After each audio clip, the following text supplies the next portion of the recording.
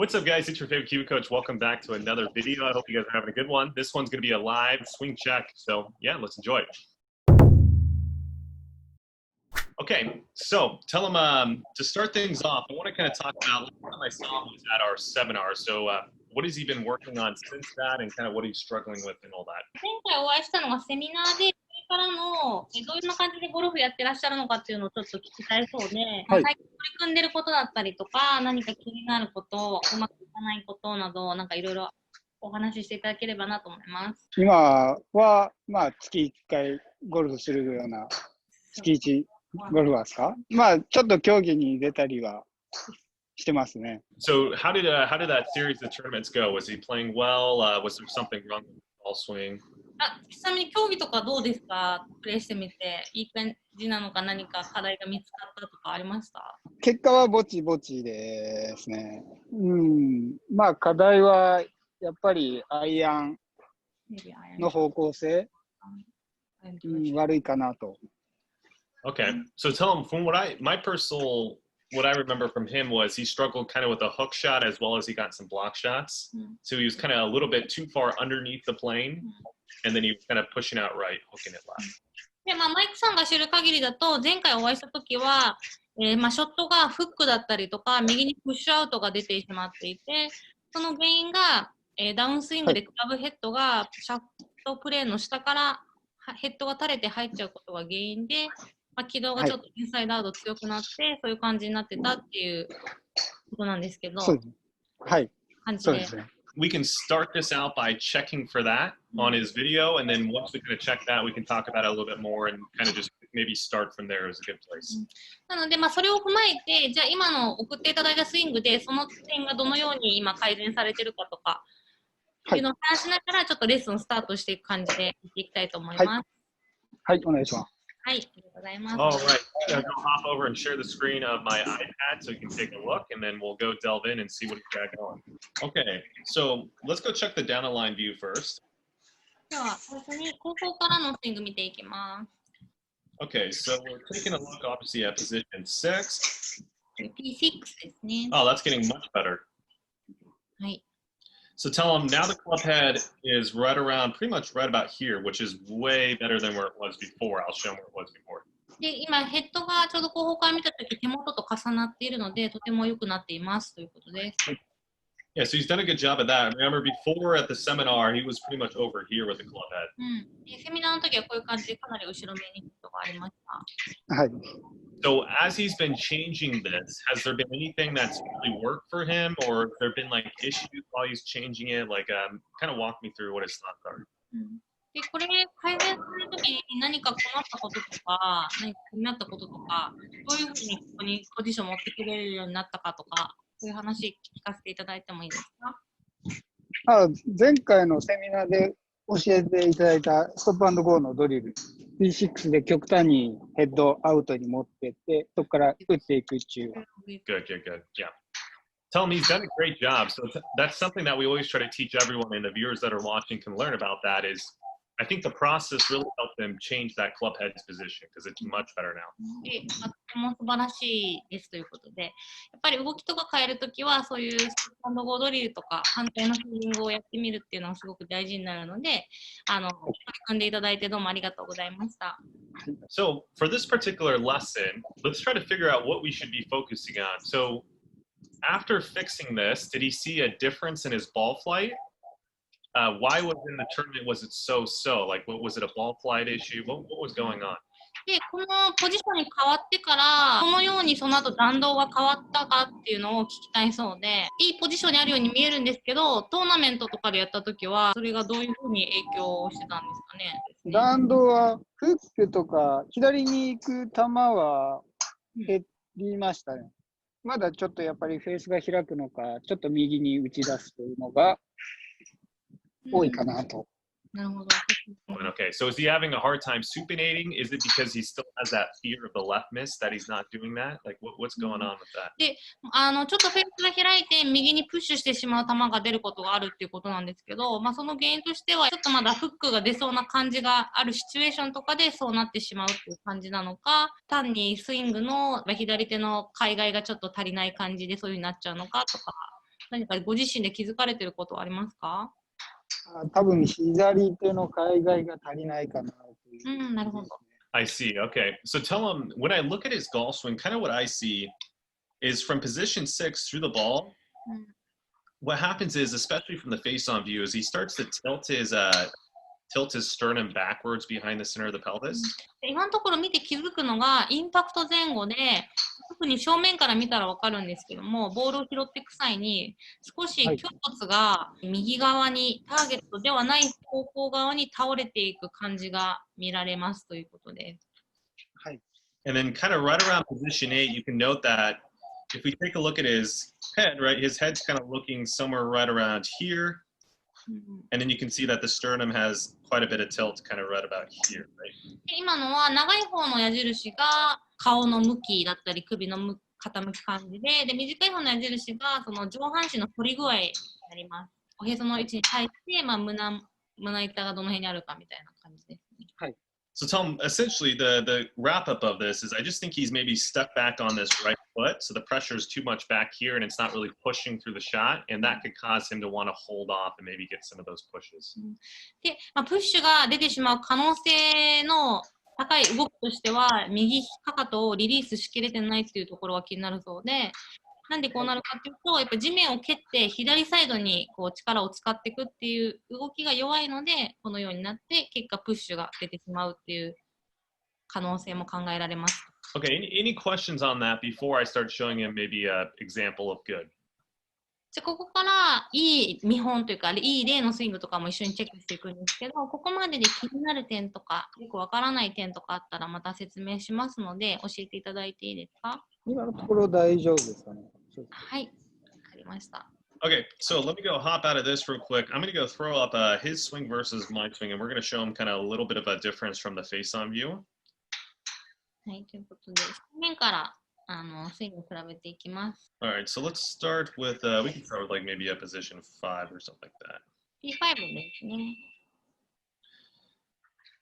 Okay, let's take a look here. So the first thing that I can kind of see, which might be causing him to get a little bit stuck, is if we take a look at this lead knee right here, I think that he's getting maybe just a little bit too much external rotation here. で、P5 で左膝が理想の外旋よりも大きいために、後のインパクトポジションとかで詰まってしまう原因になっている可能性があります。Now tell him it's really common because a lot of people think if they externally rotate that lead knee that they're going to get more rotation. But really, when we're talking rotation, it's the chest, not the hips that we're talking about.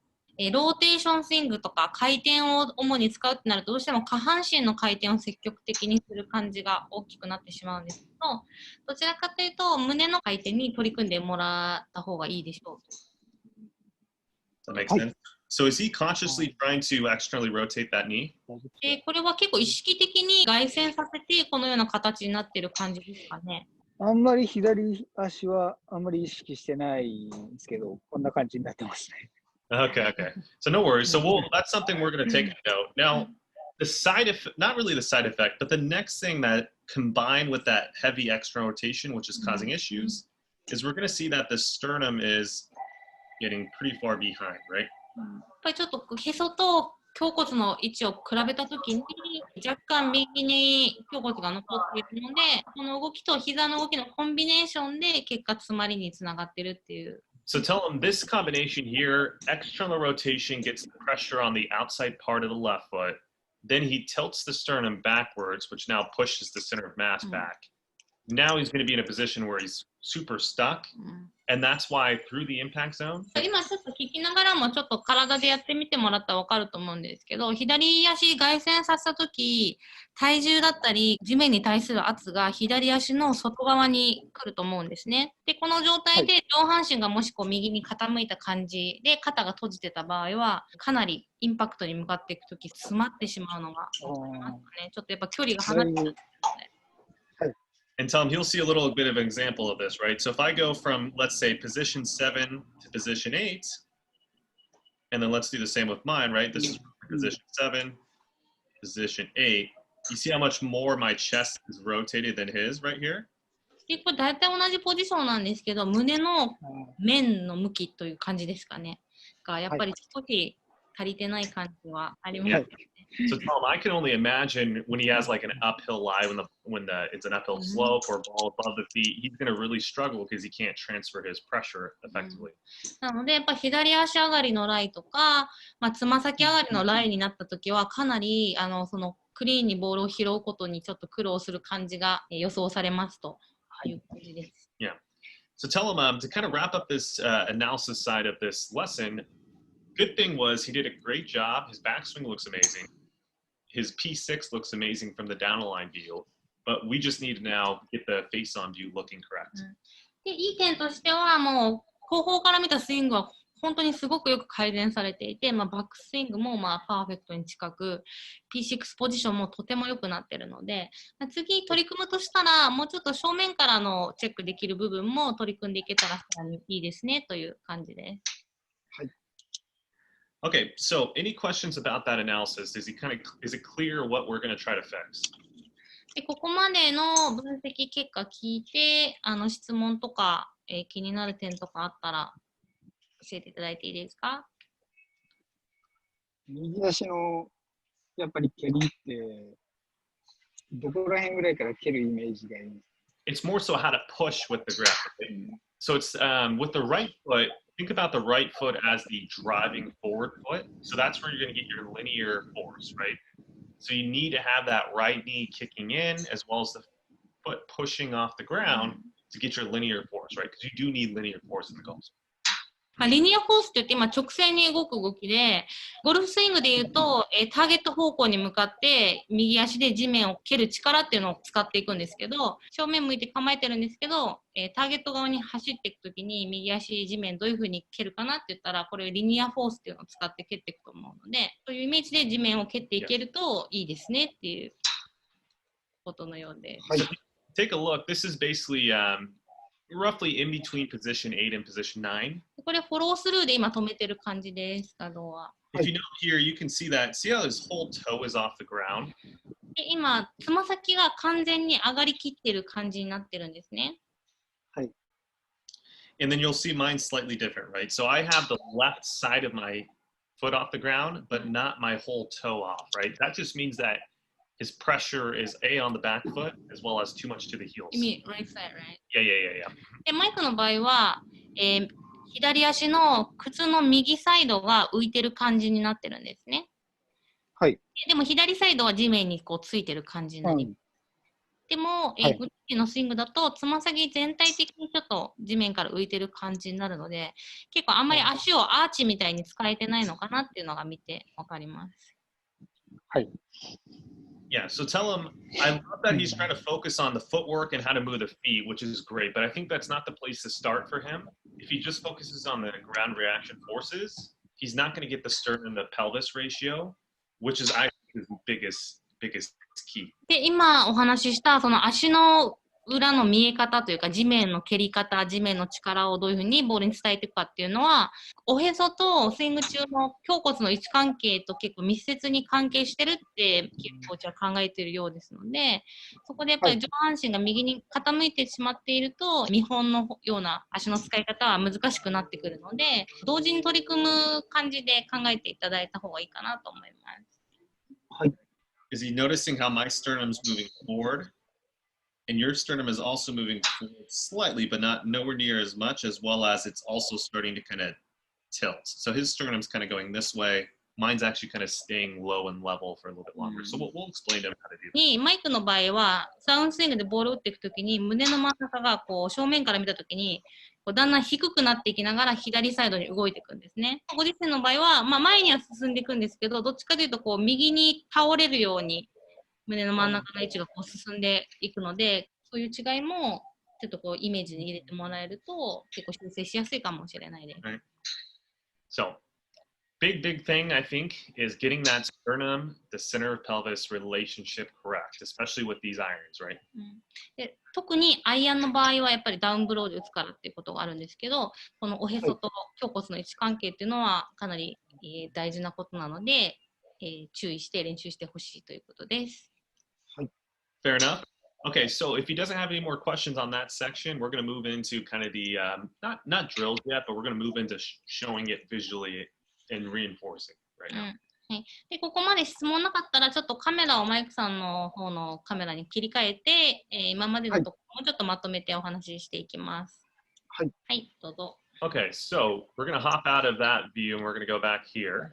Let's break down the sternum to center pelvis motion, right?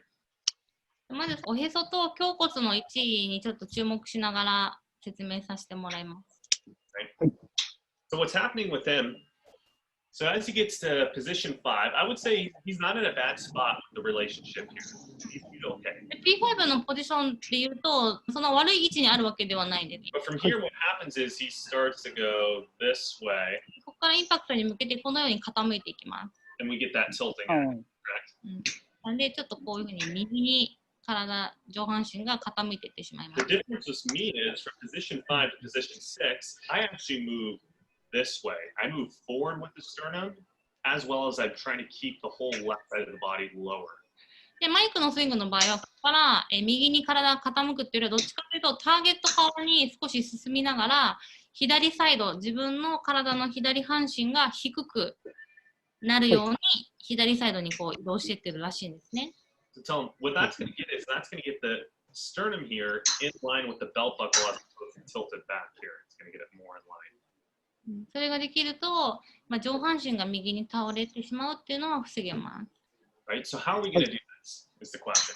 で、どのようにやったらその動きができるんだって思うと思うので、そこをちょっと今説明していきますね。Yeah, there's a few drills, right? So I want him to imagine that there's kind of like a wall here, right? If you watch my Instagram, I did a drill where I was against this wall doing it. Let's use our imagination and there's a wall here. で、今マイクの左サイドに壁があると思ってちょっと見てほしいんですけども。So as I get to position 5, これ P5 です。what I want him to focus on is keeping this left shoulder low and then pushing into the wall with the upper body. で、P5 からこうスイングを進めていったとき、まず左肩がこのように壁に当たるように動かしてほしいそう。Right? So if he was actually physically against the wall, he would feel his left bicep and shoulder on the wall. で、壁際に立ってるこういう練習してもらえるときは、実際はこの左腕のところが壁に触れる感じで、P6 ぐらいのポジションを作っていきます。Now, from position 6, what you're going to feel is the shoulder is now going to start going left and raising, but you're trying to move these buttons now to hit the wall. で、P6 からインパクトに向かって、右に体が倒れないようにするためにどうするかというと、このように、胸の両面が壁にペタってくっつく感じに、こう、ペタって、わかりますかね。胸を動かしていけるといいですねって。もし、多分前の癖が出ると、これが壁にひっつかなかったりとか、ちょっと右に倒れてしまうと思うので、こういうふうな練習すると、かなりわかりやすくできるかなと思います。Now, any questions on that last section? で、今のところは、なんか疑問に思った点とかありますか？大丈夫ですかね。そうですね。Perfect. So, again, the reason why that is so important is what he's going to start finding now that the center of mass is more lined up with the center of the pressure and not kind of away from each other, he can now actually start focusing on pushing and utilizing the ground now. Right? で、これができて、初めて地面をしっかりさらに左サイドに蹴っていくことができるんですね。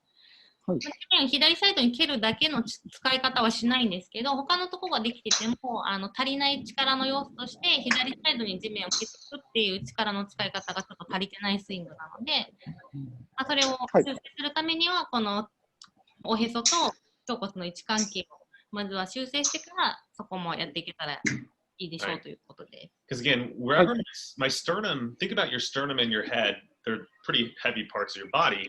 These are going to be really your center of mass, right? So if your center of mass is moving backwards, that means your linear pressure is going to be going backwards. やっぱり普通に人間の体は頭とか上半身が重たいので、右サイドに残ってしまう理想の場所より右にあると左に力っていうのはどうしても使えなくなってしまうので、効率よく地面を使うためにはそこを直せればバッチリでしょう。はい。So the issue I see when this is why I brought it up this way, because if I would have told them just to get more linear pressure, most people are going to try to just start sliding more, right? And tilting the body more. And you're not going to get linear pressure. It's actually going to go, well, you will get linear pressure. It's just going to go the opposite way. これは良くない例ですね。左に例えば行かなきゃと思って腰は左にやるんですけど、結局上半身はまだ右サイドに残ってるので、こうなるとバンプだったりとかスライドっていうスイングになってしまうので、ならないように。なんで、そのために今説明した壁の横に立って胸をペタってくっつけるような練習していくのが結構大事になります。こういう感じですね。はい。はい。両方できるとバッチリです。Okay, any questions on the what, how, and why? で、ここまでが、マイクさんが気になった点と、どのように直していけばいいかっていう話だったんですけど、で、なんか質問とかあれば、本当どんどん聞いてもらって構わないんですけど。左足の海外、今、多分自分多いじゃないですか。それの抑えるにはどうしたらいいのかな。That's a great question. So first off, to preface this, I would say focus on the sternum and the center of the pelvis first. But then once he gets that pretty set, then this will apply, right? So I'll tell him now. Less priority to. It's less priority, but it's still important because it's still going to make it hard to get the relation really, really extra to rotate. But that first. はい。では説明していくんですけども、その左足の外旋ですよね、言ってたのって。はい。で、その左足の外旋を直すのももちろん大事なんですけど、優先順位としては今まで話してきたことの方が優先になるので、それが終わってからそこに取り組んでもらう形にはなりますということで。So, tell him what's really important is what happens is when I get too much extra rotation of this knee, you're going to feel a lot of pressure on the outside part of the foot, right? で、左膝が必要以上に外旋してしまった場合は、もちろん体重だったり、地面に対する圧が左足の左外側にこう集まってきます。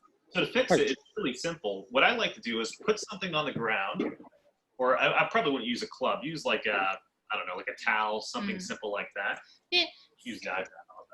例えば直し方としてはこのように地面に何か置いてそれを踏んでもらうんですけど、クラブを置いて踏みながら練習する人もいますし、なんかウェッジとかですねもいますし、あとはこのようになんかタオルとかなんか他のものを足の下に入れて練習してみましょうということで。So there's two ways you can do this. The first way is put it on the inside part, and then in transition feel like you're keeping almost all your pressure on this in part of the foot, right? That's going to get rid of this.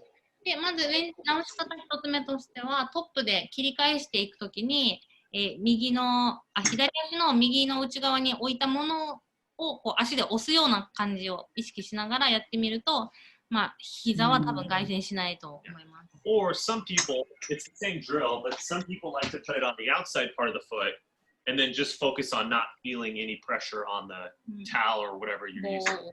Yeah.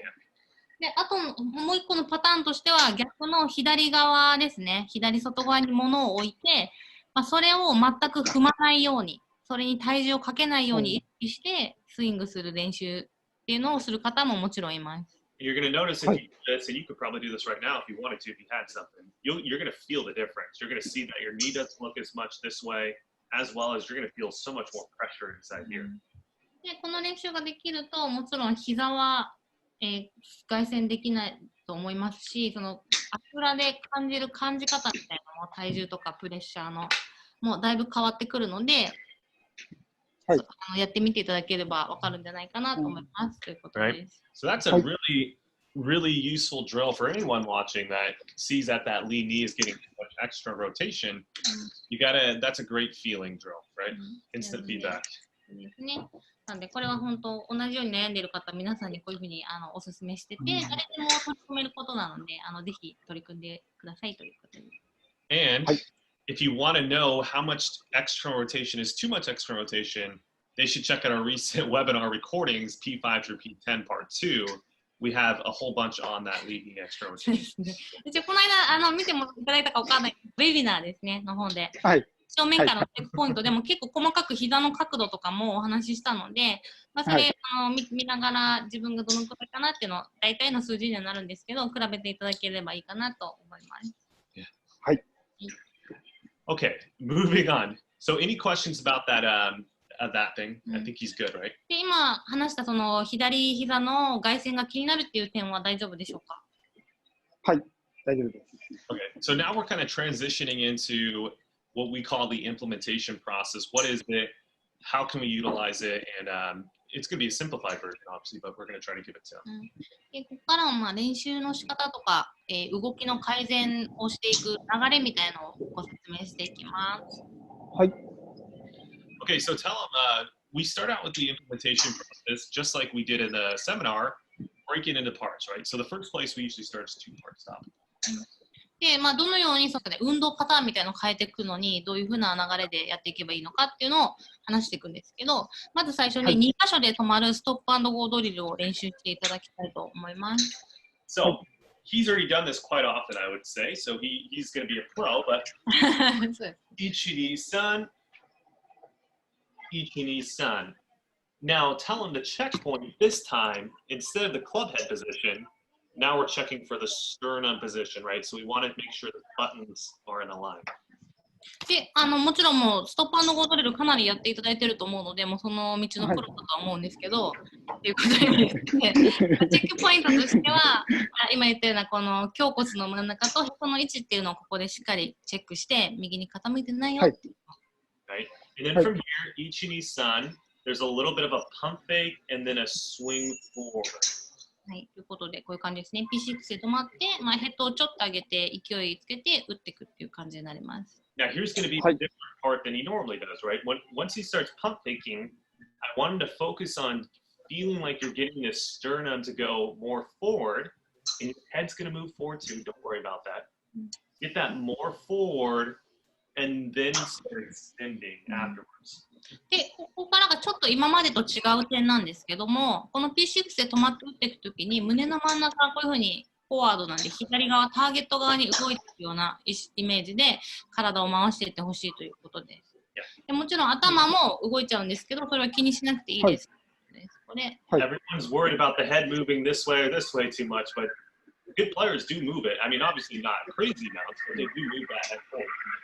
で、まあ、上手い選手で頭動く人もたくさんいるので、まあ、動きすぎない限りは問題ないので、このように、左サイドにちょっと動きながら、エクステンドなんで伸びていくっていうのがちょっと大事になっていきます。Yeah.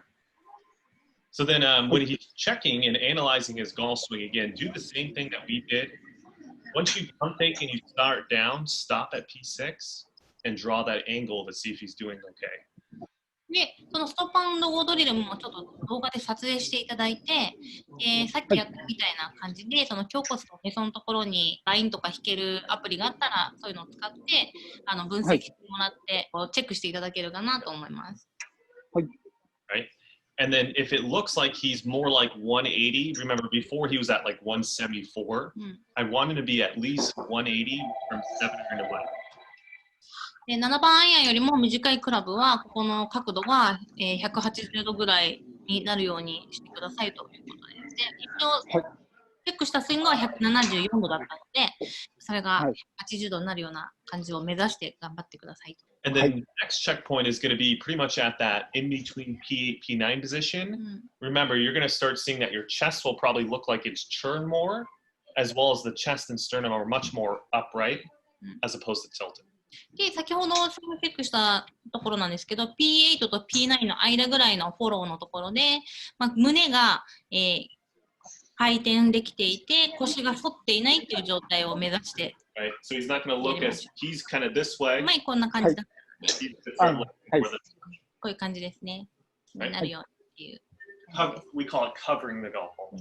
まあ、こういうのカバーリングっていうんですけど、動きで。はい。胸骨が胸のボールのちょうど真上ですね、を取っていくようなイメージです。Now, tell him once he gets finished with that, then he should know one part stop and go. Right? That's P4 and then swing. で、その2パートのストップ&ゴーが終わった後は P4 の1箇所だけで止まるストップ&ゴーをやっていきます。And then after that, half speed swing, no stopping. で、その後はストップしなくても大丈夫なので、フルスイングなんですけども、スイングスピードだけで 50% ぐらいでやっていただきたいと思います。And then 75% speed and then try to do it at your full speed, right? で、そこから徐々にスイングスピード上げていって、75%、100% っていう感じでボールを打つ感じで教えてほしいと思います。はい。He did such a great job changing his position 6 club head. He probably went through this process where he found that he couldn't change it. Could you explain to the audience maybe how he changed that club head position so drastically? で前回、その T6 でのクラブヘッドと手元の位置っていうのを後方から見たポジションを本当にしっかりきれいに直されていたので、はい、ちなみにこのストップ&ゴーとかゆっくりスイングからスピードを上げていくっていうスイングで練習していただいたと思うんですけど、前回も。はい、なんか難しかった時とか、なかなかスイングのスピードを上げていった時に、うまく自分の理想のポジションにこういけなかった時とかは、何かこう工夫してそこを乗り越えたっていう感じのお話とかあったらちょっと聞けたらなと思うんですけども。まあ本当にもうストップ&ゴーで一応止まり寄ったのと、もう本当にスローモーション、もうゆっくり体ずっと動かす練習してました。And I think tell him that's perfect. That's exactly what we preach in lessons. And since he went to our seminar, he got a lesson from me, so he knows the same. So tell him that's exactly what he's going to do, except for now with a different body part. なので、とても、素晴らしい練習方法をしてくださったと思いますということで、お話ありがとうございます。And for all the viewers that are watching, we're going to be having a webinar about the implementation process. Probably not for a while, though. Probably not till like late August, maybe even after that. But we still have many more webinars. なので、レッスンとかセミナーとか受けてくださった方には、こういうどのように運動パターンを改善していくかっていうのを結構細かく説明してるんですけど、今度これに関してのウェビナーみたいのもやっていくので、まあ、そちらももしよかったら、もうご存知だと思うんですけど、チェックしてもらえればなと。はい、はい。全部見てます。全部見てます。Okay, so tell him how many golf balls does he typically hit per practice session? で、練習行かれた時って1回の練習で何球ぐらい練習されますか？最近やったら70球から100ですかね。まあほとんどドリルばっかりですかね。フルスイングはほとんどしない。So let's just say 100. So how many times does he practice per week typically? 週何回ぐらい練習されますかね？だいたい行けるときは週に1回は行くようにはしてますけど、今はコロナやったけんですね。多分その動画撮ったのが3ヶ月ぶりの練習。コロナのせいです。We understand. So tell him, let's just imagine that it's a perfect world right now, and we'll say that he goes once a week. So 100 times 4, that's going to be 400 golf balls per month, right? で、まあ、ここからまた、もしね、コロナの状況が良くなっていったら、多分また週1で練習とかし続けてもらえるかもしれないと思うので、その程度ちょっとお話を進めていきますね。で、週1回の練習で、まあ、1回の練習もし100くらい打っていただけるとしたら、まあ、1ヶ月でだいたい400球の練習ができるということになります。はい。はい。So tell them, because that's roughly right around 400 golf balls a month, typically I say like best case scenario, it takes about 1,000 golf balls to implement a motion, right? で、まあ、運動パターンの改善には、1000球ぐらいがまあ必要と仮にすると、That's being generous, though. The experts say more like 4,000 reps. そうですね。まあ、結構これは甘めに言ってて、専門家の人とかは、運動系の専門家の人は4000回ぐらいやらないと、やっぱ運動パターンになるのは難しいって言われてるので。Right. But let's just say it's 1,000 to make it easy, right? So 1,000 divided by 400 means that it's going to take him roughly, let's just say 3 months to get this all done, right? なので、まあ、大体3ヶ月ぐらい動きの修正に時間をかかるかなっていうふうに考えてもらえればなと思います。はい。So taking that it's going to take 3 months, what I would recommend for the first month is I would spend about 75% of the golf balls on your 2-part stop and go and 1-part stop and go. なので、最初の1ヶ月間は 75% ぐらいをトップ&ゴードリルですね、2箇所止まるのと1箇所止まるのに費やしていただければなと思います。Right. That means 25% of your golf balls are going to be dedicated towards your half speed no stop, 75% speed stop, and full speed no stop. なので、まあ、最初の1ヶ月は残りの 25% でフルスイングで徐々にスイングスピードを上げていく練習だとか、まあ、あとはフルスイングのフルスピードの練習とか、そういうのに当ててもらえればなと思います。はい。Now, once you transition into the second month, you're going to go about 50-50, right? So 50% of your time is going to be towards the 2-part stop and go, 1-part stop and go, 50% on the other. はい。なので、2ヶ月目はその割合がだいたい 50%、50% ぐらいになっていきます。And then the third month, it's going to be about 75, 25, right? で、3ヶ月目はまたそれが逆になるので、今度 75% の方の練習が、スイングスピードを徐々に上げていく練習とか、フルスピードの練習になっていきます。So once you get past that third month, you're going to find that you're fairly confident in your ability to do this motion at around almost full speed. You're going to be not very, but you're going to be pretty confident. なので、それが無事に終了できれば、そうですね、フルスピードでもしっかり自分の理想のポジションを作れるようになっていると思いますとのことです。And what I mean by that is if he goes out to the course, probably 75% of the time, maybe even more depending on the player, you're probably going to be able to do that motion pretty effectively, right? なので、コースに行った場合も、大体そういう動きがちゃんとできるようになっているでしょうということですね。はい。So then what you do is you transfer into something that we call maintenance mode, right? So maintenance mode just means I would probably still keep that 75-25 number for another 3 months, right? Just to make sure you're constantly checking up on it. で、その3ヶ月が終わったら、今度はもう自分の動きをちょっとメンテナンスというか、軽くチェックするだけでいいので、あまり意識して、というか一生懸命練習するというよりは、動きがまだちゃんとできてるかなっていう程度のチェックを続けていただければなと思うそうです。Perfect. So, I know that was quite a bit for this thing, but that's pretty much the overall live swing check lesson. Does he have any questions about any of the sections we went over? And if he wants me to wrap it up again, we can wrap it up. Yeah. なので、ここまで質問とかあったらまたしていただきたいと思います。なんかそうですね、まとめもう一回聞きたいとかいう場合は言ってもらえばまた。いや、大丈夫ですよ。はい。And tell him we're also going to send him over a link to this video afterwards so he can watch it over and over again, right? That's very important for this live swing check to watch this multiple times. 今、録画してたライブスイングチェック、こちらのものをこのレッスンの後に、お送りするので、またそれ見ながら練習してもらえればなと思います。はい。ありがとうございます。Okay, so tell him, thank you so much for allowing us to do this live lesson. Right now, if he wants, again, you can finish up with questions, or if he has maybe something he wants to shout out for the YouTube channel, like this is the time to kind of, if he wants to promote whatever, go for it. そうですね。なので、今日はライブスイングチェックのためにお時間割いていただいてどうもありがとうございました。私たちも、はい、指導させていただいてとても楽しかったですし、練習がされてるのを見れてすごく嬉しかったです。で、ここで、最後質問とかなければ、この感じで締めていきますし、もしなんかお話ししたいこととか、なんか宣伝とかあれば、ここで有効活用していただいていいんですけども、特にないですかね。一応 YouTube に載るので。Want to promote the Kiwi? Tell him he can promote me. I don't mind that. All right, guys, so thank you so much for watching this video. I hope you guys really enjoyed it. If you guys want to check out our live swing product, go ahead to our website. You're going to see it in the actual online lesson category. Great service. We really highly recommend it. Everyone's been giving us great reviews. Other than that, make sure to check us out, subscribe, all that good stuff, and I'll see you guys again next time. Perfect. ありがとうございます。